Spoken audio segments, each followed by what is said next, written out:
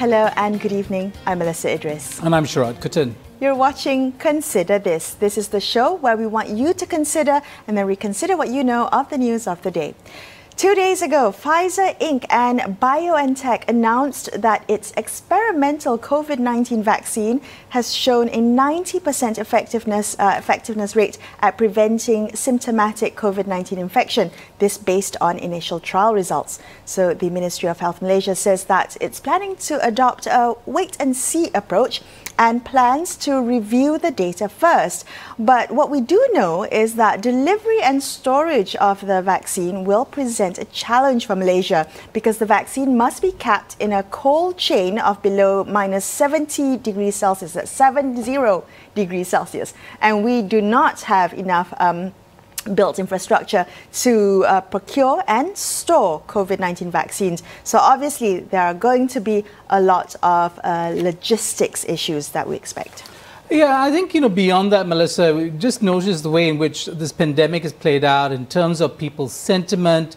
We know that, the news of this breakthrough with Pfizer, had the stock market jumping in the US. It also had Donald Trump jumping, perhaps, to claim that, in his conspiratorial turn of mind, that, the news came after the elections and of course elections that he continues to contest. I think what more importantly is that the reality check on the vaccine for Malaysia must be in these kinds of elements that you talked about. The storage challenges that we'll have. There's also the distribution challenges that are going to be around the world, not just in Malaysia. How do you find the most vulnerable populations? And it's going to the vulnerable populations first, not to all and sundry. Right. So it has to we have to make sure that the distribution is equitable. Also, everything that comes with the distribution of a vaccine, right? The billions of syringes and medical equipment that's required to administer a vaccine on this scale. I also want to point out, Shra, that while it's important, while this news is important, it's raised a lot of hope for a lot of people that there could be some return to normalcy soon. We also have to acknowledge what we don't yet know. And what we don't know is how long this vaccine can protect against the viral infection. We don't know yet if this vaccine protects from asymptomatic COVID symptoms. So what we do know is that it stops, virus with severe COVID-19 symptoms. We also don't know if there's a possibility of a mutation of the virus, the strain, that could not respond, that won't respond to this particular vaccine. Well, let's say, we go back to that conversation we had about COVAX, which is this alliance to procure, 2 billion doses distributed in an equitable fashion to countries to serve the most vulnerable and the most, that segment of the population that needs it, the frontliners, for instance, right? So that means that even when we do have the vaccine, the first rollout will go to this group. Does that mean at that point, because not everybody's going to have the vaccine, that we can return to normalcy? Right. And in fact, if we can, just because the most vulnerable are protected, how does that inform policy today about how we think? Are we imagining, because we have no vaccine, that we can't return to the normal right now? I think there's fascinating discussions that need to happen with view of a clear understanding of the science behind vaccines. And Sharad, we've said on the show multiple times, we have guests come on the show and say multiple times that the vaccine, a vaccine, if and when one should arrive, is not a silver bullet. It does not mean that things return to normal. And I do want to point out some other news. Today, Datuk Sri Ismail Sabri Yaakob, he responded to criticism over the reintroduction of the blanket CMCO, and what he said was that this was a, quote, preemptive measure by Putrajaya before the pandemic gets out of hand. If I may quote him, he said, "We do not want to do it by way of firefighting," end quote. Now, this comes as earlier today the Academy of Medicine Malaysia urged Putrajaya to explain the rationale behind the expanded CMCO, despite the improving R0 or the infectivity value. So in their statement, they called for the partial lockdown to be lifted, and they said adopt a transparent middle path.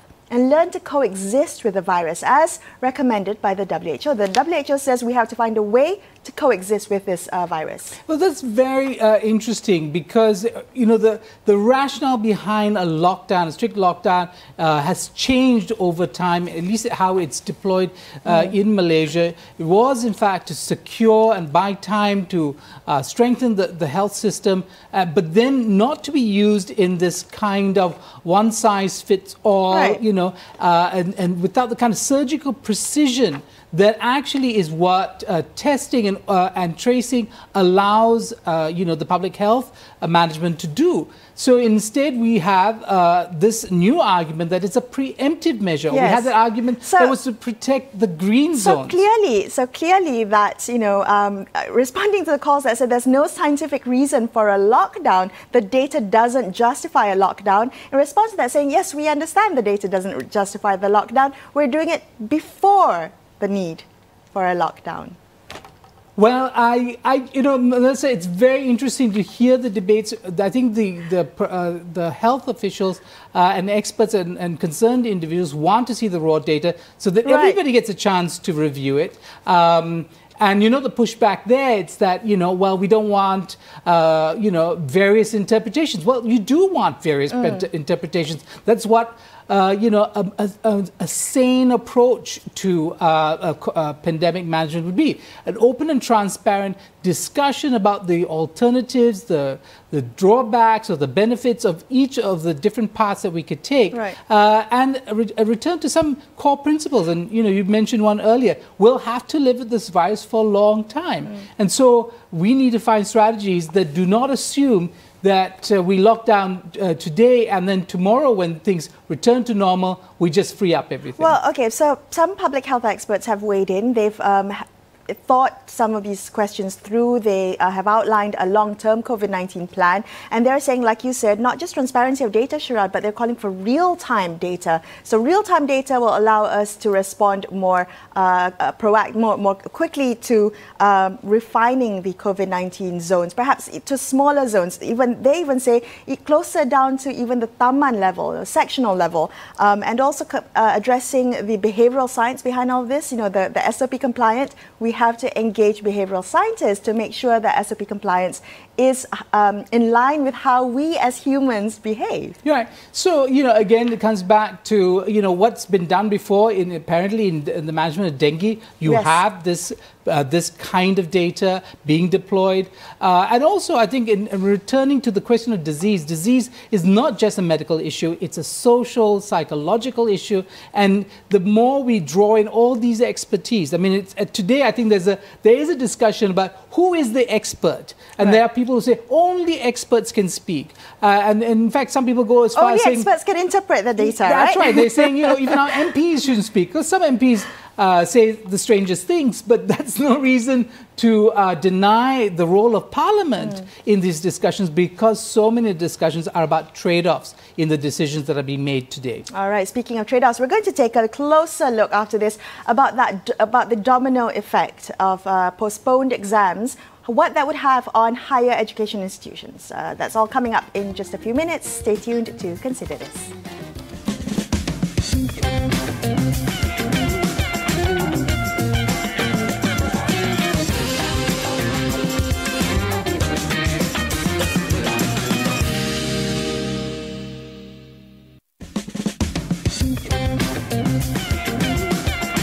COVID-19 masih belum berakhir.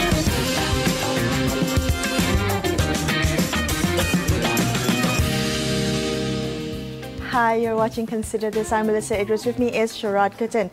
The National Association of Private Educational Institutions has raised concerns over the domino effect that postponed SPM exams could have on private higher education institutions. Now, with January intakes affected, will this move deal a fatal blow to many private institutions that employ tens of thousands of people? What could have been done to mitigate the negative consequences of this policy, or could they have been avoided altogether?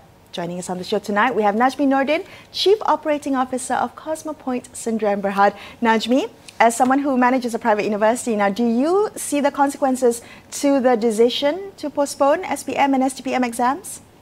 Good evening, Lisa.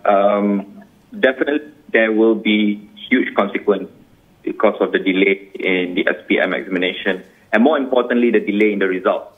If the examination was to be conducted in February, we estimate that the results will only come in latest in May, most likely in June, and that has a huge impact, which means that we can't recruit, or students can't continue their higher education for about 6 months, from January all the way until June.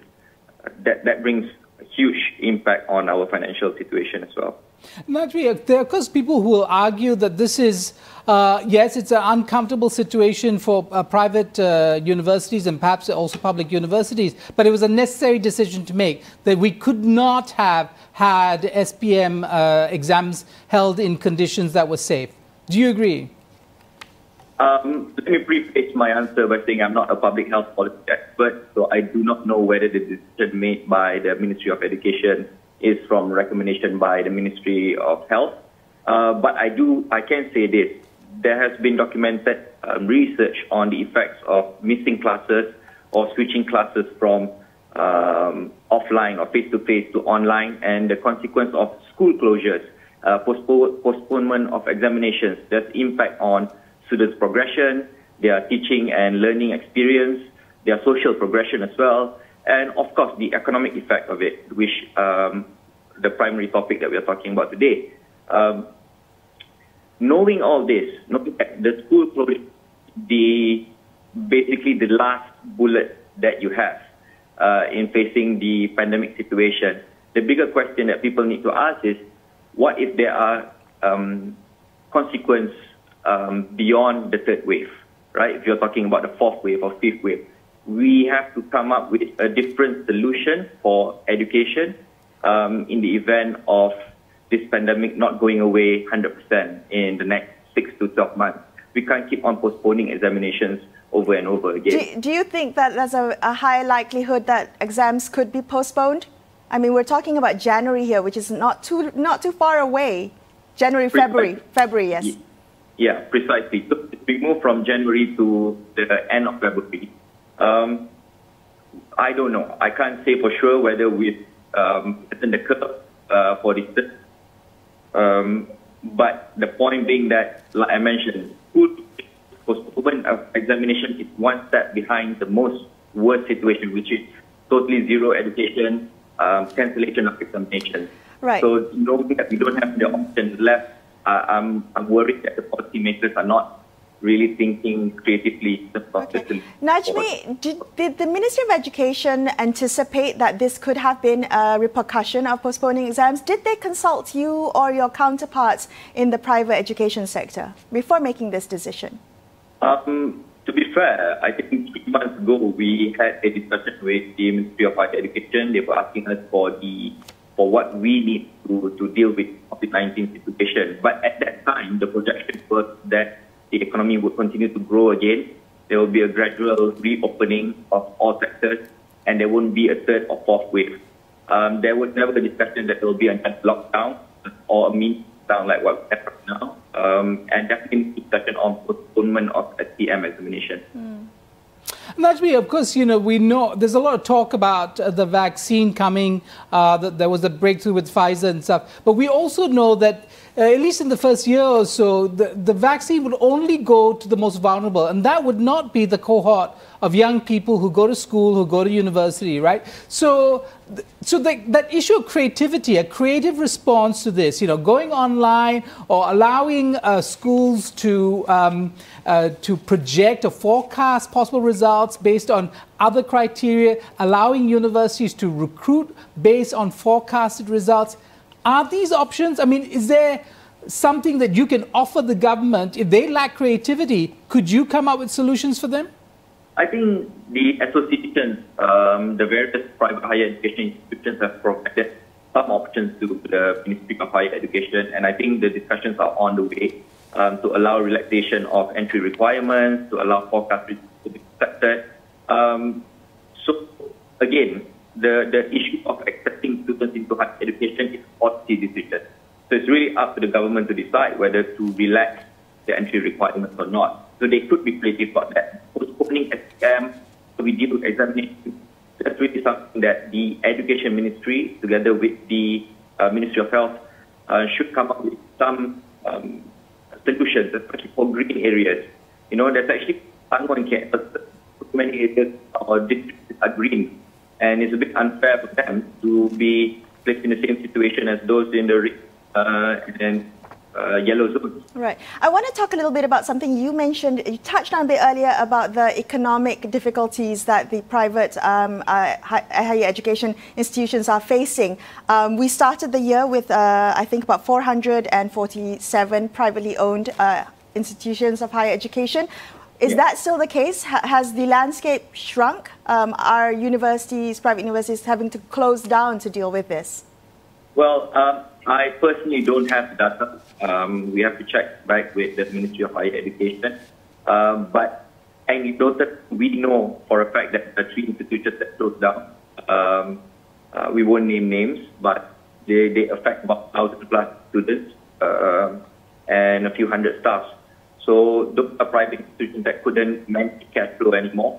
And from what I hear, that they are more in the same situation. But because they're backed by institutional investors or state government, then they can continue their operations. Okay. Najmi, so much over the years has been staked, at least the growth of this particular sector has been staked on foreign education, foreign students being recruited to our education system. Is there any thinking about how to deal with that particular problem? Currently, the existing foreign students are registered, means previous cohort, can come back to Malaysia subject to certain requirements, like 14 days quarantine, passing their COVID test in their home country, getting approval from High Commission. But new students, at the moment, they are still not allowed to come into Malaysia, regardless of where they are from, even if they are from a country with zero COVID tests. So these are some of the measures that I think the private higher education institutions are asking for the government to reconsider, especially for new students. Right. Well, okay. Well, thank you, Najmi, for joining us on the show tonight and helping us understand a little bit about the predicament of this industry. Thank you for your time. We're going to take a quick break, and after this, we'll continue our conversation. So stay tuned to Consider This.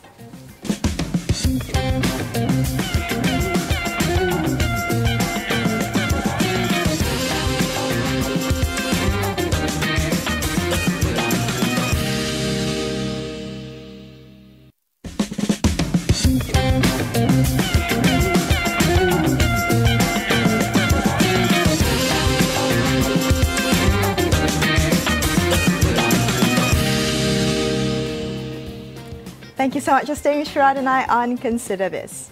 This morning, Simpang Renggam MP and former Education Minister Mazli Malik, he launched a new movement called #Untuk Malaysia, which he says aims to find solutions for issues surrounding the education sector. He joins us on the line now. Good evening, sir. Mazli, before we touch on the Untuk Malaysia movement, I really want to have you address... Hello, hi, Melissa. I'd like to have you address, to start off the conversation, the repercussions of the nationwide school closures on the education ecosystem. So not just parents and students and teachers, but also the impacts on everyone from private universities to canteen operators to school bus drivers.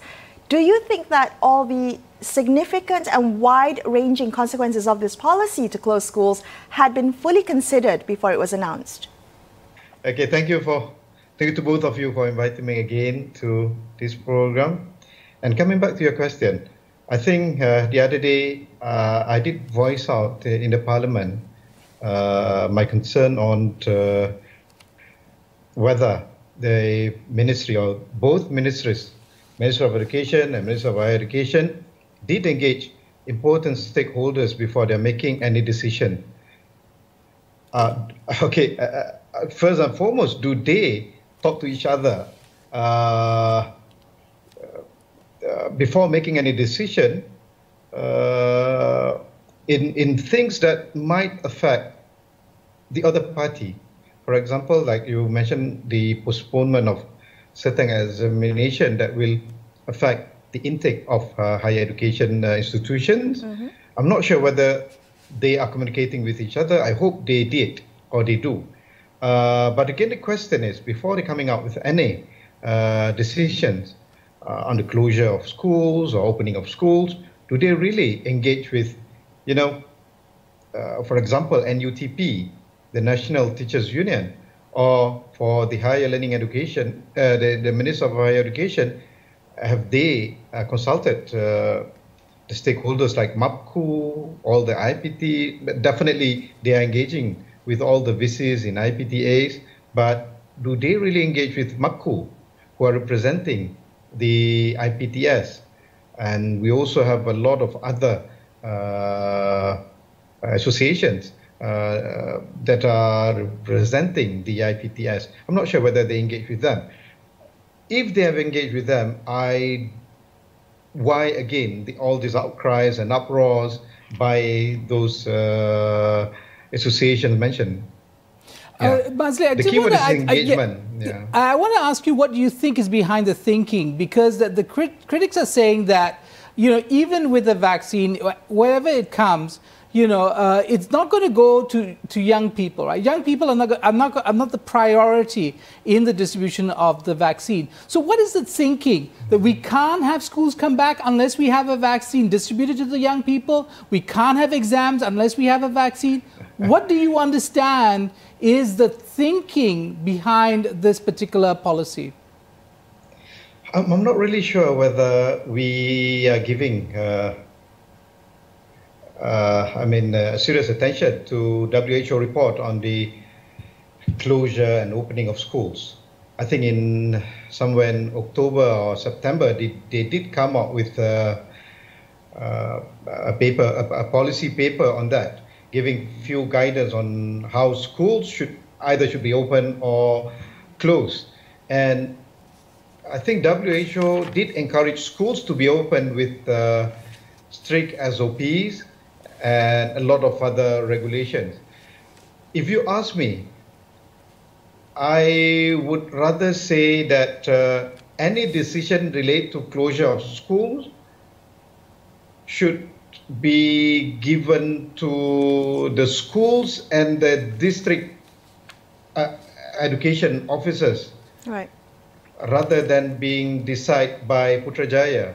We need to empower them because they know their situation better.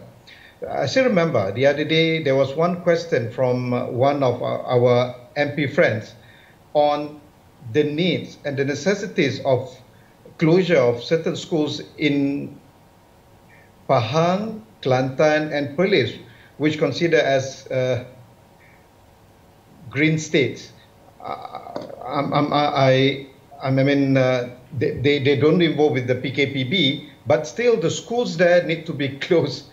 Okay, just like any other schools throughout the country. Okay, we do acknowledge that school closures will no doubt impact. There will be certain learning loss from our children this year. But I want to ask you, looking at budget 2021, the education sector got the biggest chunk, 50 billion ringgit. Now I'm wondering whether that money. So we're jumping from COVID to budget now. We are, but the idea is that this money will help. Let me finish about the. Melissa, yes, if you allow me. We're running out of time, sir, but maybe I can finish my question and then you can answer as well. Let me reiterate again. Sure. I mean, the most important thing is empowerment of the schools, of the school leaders, and also the PPD, Pejabat Pendidikan Daerah. They know better about their students. That's number one. Number two, engagement. What I found is Minister of Education did not really engage NUTP, did not empower the PIBGs and a lot of other stakeholders. Okay, coming back to your question. Yes, all right. So I understand. I just want to make a quick note. We spoke to the NUTP president yesterday and he is very much in line with the school closure, saying that this is a war and he has to listen to one general. But I do want to ask you about budget, and this is in line with also what was that Harry? Harry, yes, it was Harry Tan, yes. The Secretary General, yeah. Budget 2021, 50 billion ringgit in allocation. This is the biggest chunk. Where is this money likely to go? Is it going to go where it needs, the education sector needs it the most, which is dealing with the fallout from COVID-19? Do you know what we need most? A shadow Minister of Education to monitor where the expenditure will be spent. We need a clear monitoring system in our Parliament to monitor every single pen, every single sin will go to the rakyat and to the right cause. Okay. And to be spent wisely.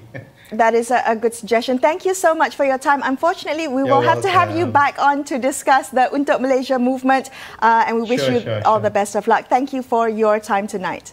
Thanks to you, Melissa. That's all the time we have for you on this episode of Consider This. I'm Melissa Idris. And I'm Mesyuarat Kutan, signing off for the evening. Thank you so much for watching, and good night.